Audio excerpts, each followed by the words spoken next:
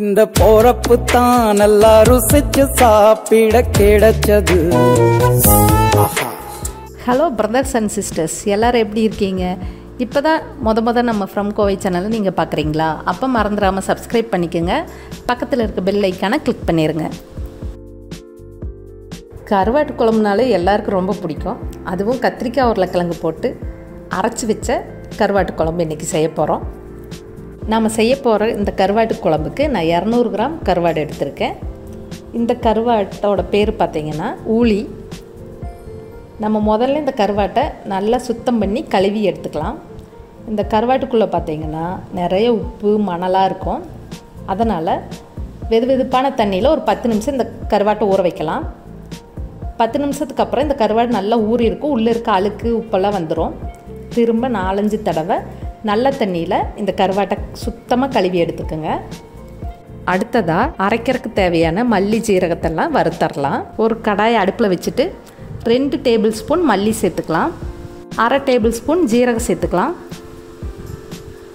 1/2 table spoon மிளகு சேர்த்துக்கலாம். இந்த குழம்ப நல்லா காரமாக செய்ய போகிறோம். அதனால் நான் 10 மிளகாய் சேர்த்துக்கிறேன்.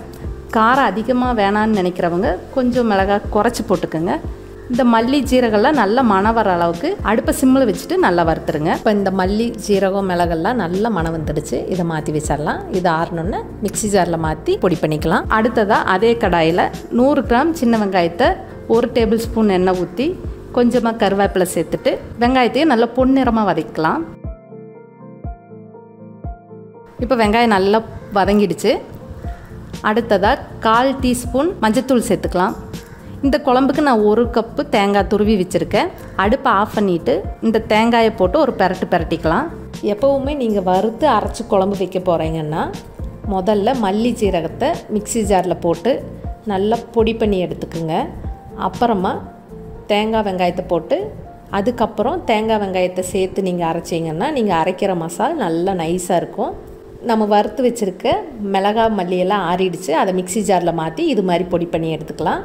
இந்த வெங்காயம் தேங்காய் ஆறின உடனே அதையும் சேர்த்து நல்லா நைஸாக மசாலா அரைச்சி எடுத்துக்கலாம். 100 கிராம் புளி, ஒரு பெரிய தக்காளியை ஊற வச்சு கரைச்சி எடுத்துக்கலாம். இந்த கருவாட்டு குழம்ப நீங்கள் மண்சட்டியில் செஞ்சு பாருங்கள். ரொம்பவே அருமையான சுவையில் இருக்கும். உங்கள் வீட்டில் மண்சட்டி இருந்தால் கண்டிப்பாக அதில் செஞ்சு பாருங்கள். 3 டேபிள் ஸ்பூன் நல்லெண்ணெய் விட்டுட்டு எண்ணெய் நல்லா காஞ்சோன்னே 1 டீஸ்பூன் கடுகு சேர்த்து கடுகு நல்லா வெடிச்சோன்னே 1 டீஸ்பூன் வெந்தயம் சேர்த்து வெந்தயம் நல்லா கலர் மாறினோன்னே ஒரு 10 சின்ன வெங்காயம், 5 பல் பூண்டு, கொஞ்சமாக கருவேப்பிலை சேர்த்துக்கலாம். இந்த வெங்காய பூண்டை நான் தட்டி சேர்த்துக்கிறேன்.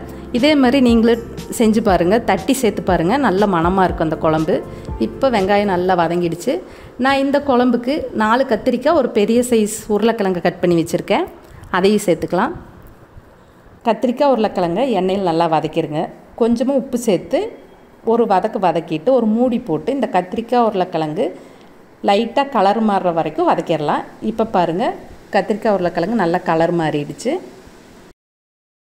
இப்போ நம்ம அரைச்சி வச்சுருக்க மசாலா சேர்த்துக்கலாம். இங்கே பாருங்கள், நல்லா நைஸாக அரைச்சிருக்கேன். அரைச்சி குழம்பு வைக்கிறீங்கன்னா மசாலா நல்லா நைஸாக அரைச்சி குழம்பு வைங்க. அப்போ தான் அந்த குழம்பு நல்லா ருசியாக இருக்கும். இப்போ மசாலாலாம் சேர்த்துட்டு நல்லா கிளறி விட்டுடலாம்.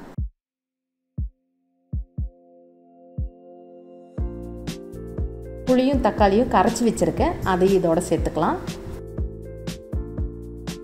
கருவாட்டு குழம்பு எப்போ வைக்கலும் நல்லா தண்ணியாக வைங்க. அப்போ தான் அந்த கருவாட்டு குழம்பு நல்லா ருசியாக இருக்கும். இப்போ மிக்சி ஜாரையும் கழுவி அந்த தண்ணியும் இந்த குழம்போடு சேர்த்துக்கலாம். இந்த கருவாட்டு குழம்புக்கு நீங்கள் உப்பு பார்த்து போடுங்க. கருவாட்டில் கொஞ்சம் உப்பு இருக்கும். இவ்வளோ தண்ணியாக வச்சுக்கோங்க. இந்த குழம்பு கொதிச்சு வரையில் கரெக்டாக இருக்கும். கொஞ்சம் உப்பு பத்தலை, உப்பு சேர்த்துட்டு இந்த கத்திரிக்காய் உருளைக்கிழங்கு பாதி அளவு வேகிறதுக்காக 5 நிமிஷம் வேக வச்சிடலாம். அதுக்குள்ளே நம்ம கருவாட்டை நல்லா கழுவி எடுத்துடலாம். 5 நிமிஷத்துக்கு அப்புறம் கத்திரிக்காய் உருளைக்கிழங்கு பாதி அளவு வெந்திருக்கு. இந்தளவு வெந்தாலே போதும். நம்ம கருவாடு சேர்த்து 10 நிமிஷம் வேக வைக்க போகிறோம். இப்போ ஊற வச்சுருந்த கருவாட்டை நான் நல்லா 4-5 வாட்டி கழுவி சுத்தமாக கழுவிட்டேன். கொதிச்சுட்டு இருக்க குழம்புல இந்த கருவாட்டை சேர்த்துக்கலாம். இந்த கருவாட்டை சேர்த்துட்டு நல்லா கொதிக்க ஆரம்பிக்கையில் உப்பெல்லாம் கரெக்டாக இருக்கான்னு பாருங்கள். இந்த கருவாடு வேக கொஞ்சம் டைம் எடுக்கும். ஒரு 10 நிமிஷம் ஆகும். அதனால் ஒரு மூடி போட்டு அடுப்பை மிதமான தீயில வச்சு 10 நிமிஷம் வேக வைக்கலாம். இப்போ 10 நிமிஷம் ஆயிடுச்சு. நான் 2-3 வாட்டி கிளறி விட்டேன் இந்த குழம்ப.